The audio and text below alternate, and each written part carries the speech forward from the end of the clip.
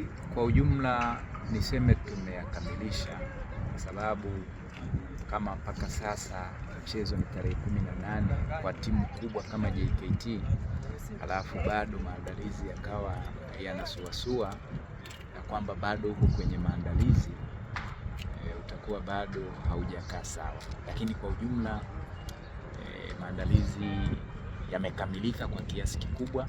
Kinachofanyika sasa hivi ni kurekebisha tu madogo ambayo benchi la ufundi linaona yanahitaji marekebisho. Tumefika hapa Mwanza, vijana wetu wako salama, vijana wetu wako na morali ya hali ya juu sana.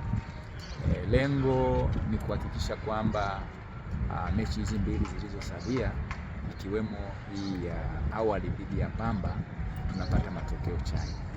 Tunahitaji tumalize ligi tukiwa katika nafasi nzuri, na malengo yetu kama Mungu atajalia, kupata ushindi katika hizi mechi mbili, tutamaliza ligi tukiwa katika nafasi ya 5.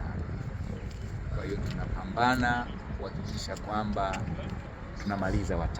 Sasa ili tumalize wa 5, tupate ushindi dhidi ya Pamba, alafu twende tupate ushindi dhidi ya Mashujaa siku ya tarehe 22.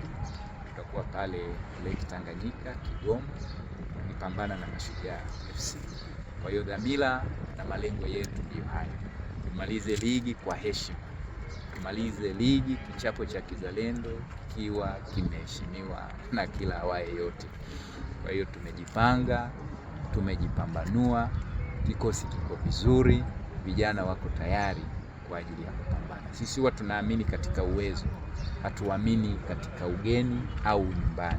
Yaani kuwa nyumbani kama uwezo hakukufanyi wewe uweze tu kwa sababu uko nyumbani, hata kwa yule ambaye uwezo anakuzidi. Sasa sisi tunaamini uwezo wetu ni mkubwa sana kutulinganisha na hao wapinzani wetu.